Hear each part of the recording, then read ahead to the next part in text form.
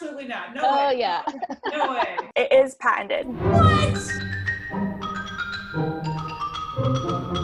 Today we're going to play a game called Patented or Not, where we try and figure out whether a patent was granted for a really crazy idea. So I guess to help viewers play along, we invited our expert patent lawyer, Lisa. So Lisa, thank you for joining us. Can you give us like an outline of what people have to prove when they're trying to get a patent? So there are certain elements that are designed to help make sure that we have quality patents in the patent system. For example, 101, patentability, which means that it actually has to be patent eligible subject matter. It can't just be some random abstract idea or mathematical concept which belongs to everyone. It actually has to be a practical application of that. We also have some requirements in what we call Section 112, and that includes enablement and written description. Written description basically means that you have to show that the specification or the patent itself has enough description of the invention that it shows that the person actually possesses the invention. Okay. You can't just, I invented a time machine, right? You actually have to. So say, you have a flux capacitor or something like that. We also have an enablement requirement. And that's the idea that there's enough detail in there that, you can give this patent to somebody else and they will be able to put together the invention without undue experimentation. Oh, okay. Well, that seems reasonable. What about the novel, useful, non-obvious part? So there's something called 102, novelty. So it means that it actually has to be new, right? It can't just be that, you picked it up from somebody else. So 102 basically means nobody else did the exact same thing you did beforehand. There's also 103, which is obviousness. The patent system wants to encourage people to innovate things that are not obvious, right? That people, the layman can't just come up with on the spot. The 103 obviousness means that, it can't just be, an auction on the internet or something on a computer. It has to be something that was not obvious to try. Okay, I'm already starting to be a bit intimidated about all the different requirements for a patent, but let's give it a try, and I'm probably just going to get all the answers wrong. So Jordan is going to read us the description of these patents, and we're going to guess whether it's patented or not. Go ahead. Yes. So the first one, the title is Method of Exercising a Cat. And the description is directing a beam of invisible light produced by a handheld laser apparatus onto the floor or wall or other opaque surface in the vicinity of the cat, then moving the laser so as to cause the bright pattern of light to move in an irregular way, fascinating to cats and to any other animal with a chase instinct. Is it handheld? Like a handheld? Like just like holding a laser? Yes, just like the way I envisioned this was have you ever played with a cat with a little laser pointer, like a flashlight type of thing? I think that's what they're describing. That's ridiculous. You can make it, man. How fancy is it? Do we know how fancy it is, Jordan? I don't know how fancy it is. From this, it doesn't sound super fancy. How old is this patent? It has lasers. It must be not terribly old. That one was filed 1995. I feel like that's not novel and it's obvious. What do you think, Lisa?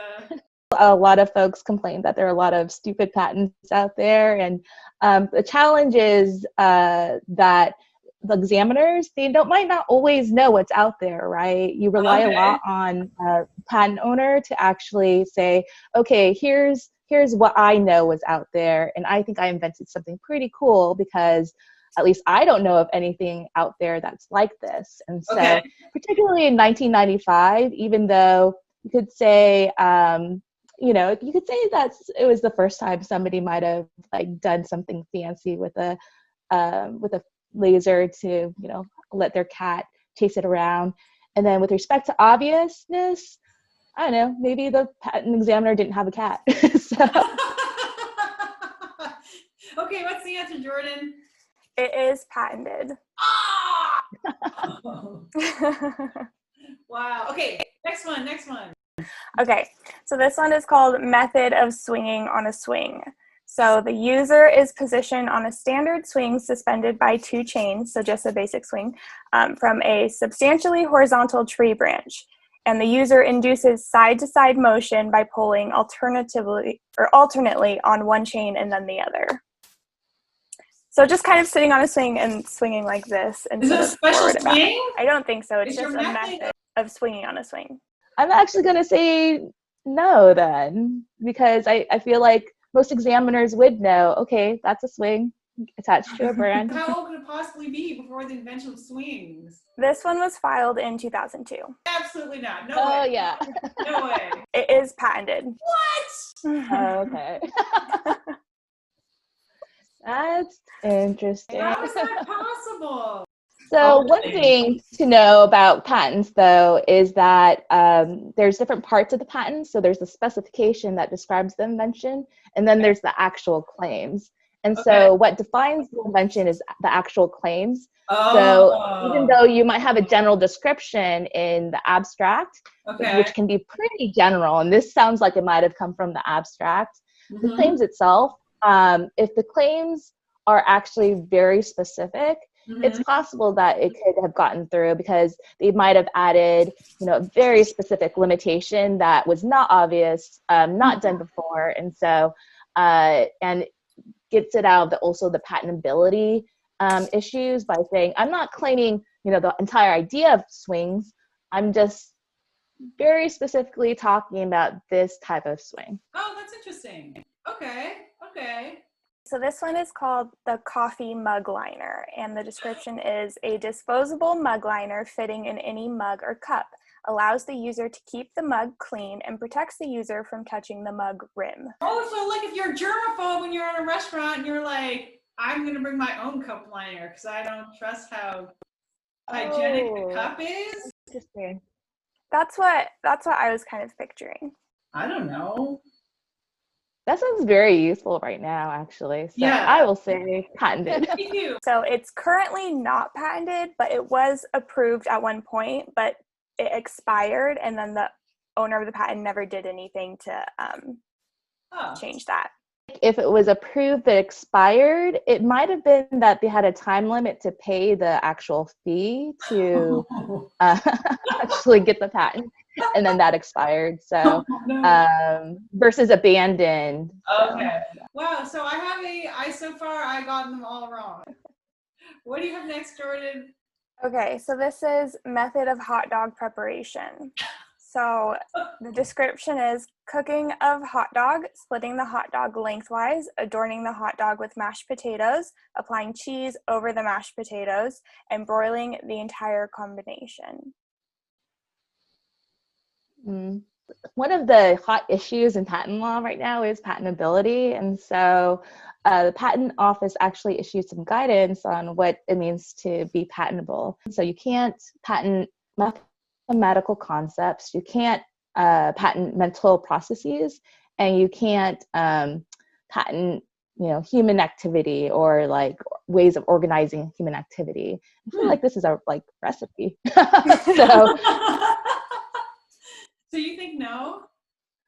I feel like it falls under that category, right? Like of organizing human activity, like explaining things that you would normally do versus some sort of technology, right? There's no, is there technology involved in this?